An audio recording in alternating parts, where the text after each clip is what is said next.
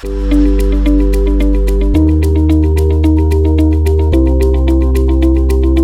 saludo a los servidores de la Unidad Central del Valle del Cauca. El Comité de Conciliación y Defensa Judicial tiene el gusto de compartir con ustedes el día de hoy la primera parte de la presente capacitación sobre Derecho Fundamental de Petición y Trámite Eficiente de las PQR-SDF. Todo ello en el marco de las acciones para la prevención del daño antijurídico y en pro del fortalecimiento de los procesos institucionales. Para ello, comenzaremos con abordar la petición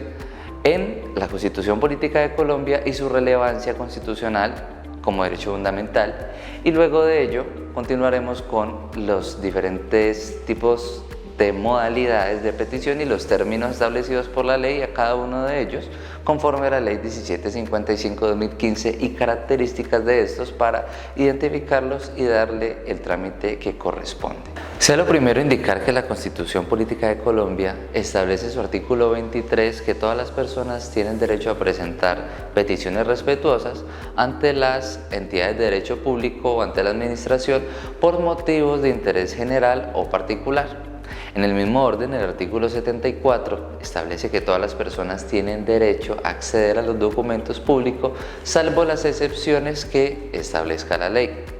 Con ello entonces nos queda claro que las peticiones, quejas, reclamos, sugerencias, denuncias y felicitaciones no solamente son un derecho que se encuentra amparado por la Constitución y la ley, sino que constituyen un derecho de carácter fundamental,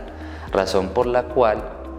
el mismo se encuentre protegido y pueda ser garantizado mediante acciones constitucionales como la tutela, y su inobservancia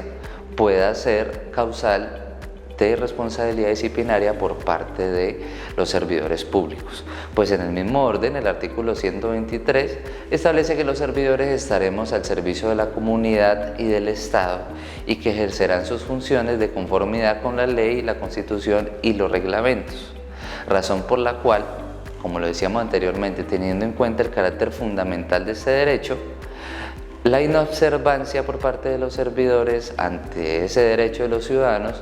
constituye una vulneración de los mismos y por lo tanto puede ser efectivamente una razón por la cual, aunado a la vulneración que se ha generado al ciudadano, pues también puede haber y acarrear unas consecuencias de índole disciplinario hacia los servidores que desacaten estos preceptos, como lo veremos más detalladamente en la segunda parte de este ciclo de capacitaciones. Ahora bien, el derecho fundamental de petición fue reglamentado por el legislador a través de la Ley 1755/2015, sobre la cual a continuación abordaremos los términos que esta norma fija para resolver las diferentes modalidades de petición, las cuales están determinadas en el artículo 14 de la citada norma. Este artículo 14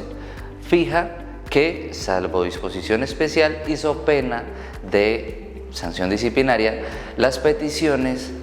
que presenten los ciudadanos ante las entidades de derecho público deben de resolverse dentro del término de 15 días hábiles siguientes a su recepción.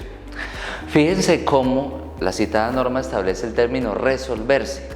es decir, el término de 15 días siguientes a su recepción no es para brindar una respuesta netamente formal al peticionario, sino para materializar las pretensiones del solicitante o en su defecto, y en caso tal de que no haya lugar a ello, pues entonces ha de brindarse una respuesta negativa, pero siempre y cuando esta respuesta negativa pues debe ser conforme a la realidad y debe ser fundamentada y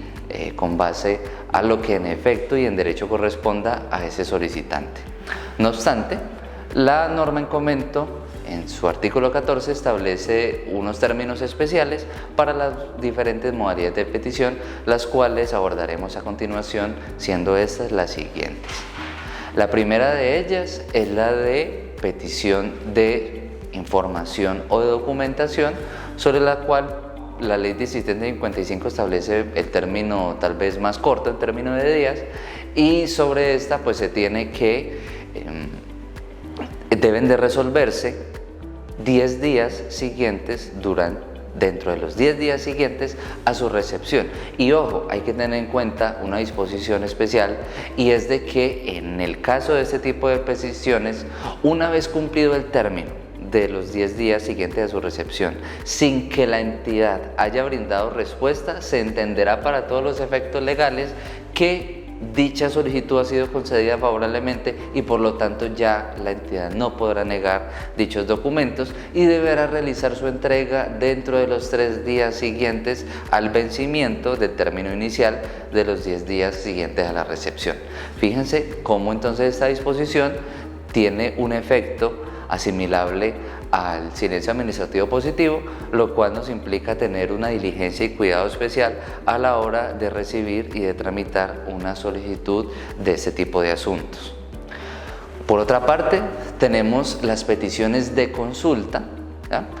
en la cual pues la ley determina que es mediante las cuales los ciudadanos y los particulares elevan consultas hacia las entidades que fijen posición o que deban pronunciarse respecto de las materias a cargo de los asuntos que en ellas se tramitan. Sobre el particular, es muy importante tener en cuenta que para el caso concreto de la UCEBA es muy excepcional los eventos en los cuales un particular, un ciudadano, presente una solicitud de consulta ante nuestra institución, por cuanto que no somos un órgano de consultoría que emita conceptos sobre alguna materia o asunto de interés general, y en ningún caso debe de confundirse las peticiones de información con las peticiones de consulta, ni mucho menos y sobre todo dar el trámite indebido de una solicitud de información, darle indebidamente el trámite de consulta, únicamente con el argumento de que, con el argumento equivocado o con la percepción errónea de que el usuario ha solicitado un concepto, ¿ya?, informativo. Entonces, bueno, llevándolo a ese plano, pues entonces sería una mucho mejor práctica en ese evento darle el trámite de esa solicitud que posiblemente se piensa que es de consulta, pues entonces darle el trámite de 10 días, dar la respuesta dentro de los 10 días como si fuese de información en pro de una mejor práctica para la administración. Por ejemplo, una solicitud donde un estudiante se dirige a nuestra institución en los siguientes términos, solicitando conocer cuáles son los requisitos para ser beneficiario del programa de matrícula cero,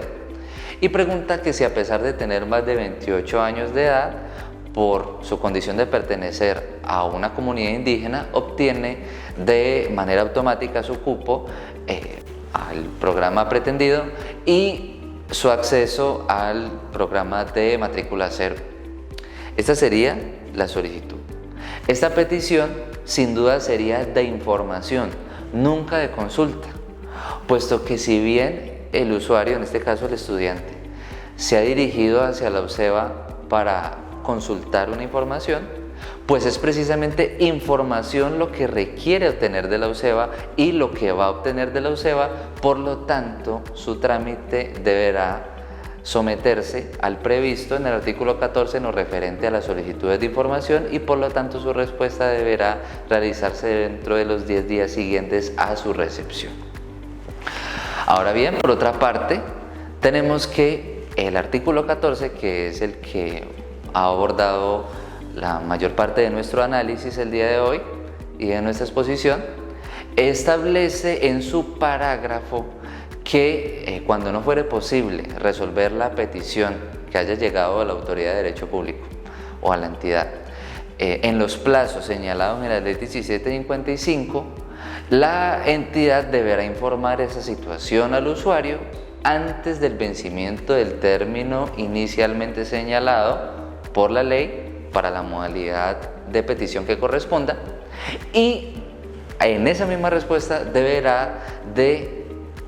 decir cuál es el plazo razonable o preferiblemente la fecha cierta en la cual se va a brindar respuesta real y de fondo a ese usuario, ¿ya? Ese término en ningún caso podrá exceder el doble del fijado inicialmente y conforme a la ley 1755 para la modalidad de petición que corresponda. Fíjense cómo el parágrafo es claro cuando nos dice que esto deberá realizarse antes del vencimiento del término de ley. Pues una vez se agote, o una vez se haya agotado, una vez se haya vencido el término para resolver respuesta, para dar respuesta y resolver las pretensiones fijado inicialmente en ese artículo, pues se entenderá que ya pues en efecto ha sido vulnerado el derecho de petición de ese ciudadano y por lo tanto pues ello es uno de los parámetros que hemos de tener como servidores para efectivamente no llegar a este punto y pues no configurar esta vulneración de un derecho fundamental como lo hemos visto anteriormente en la presente capacitación.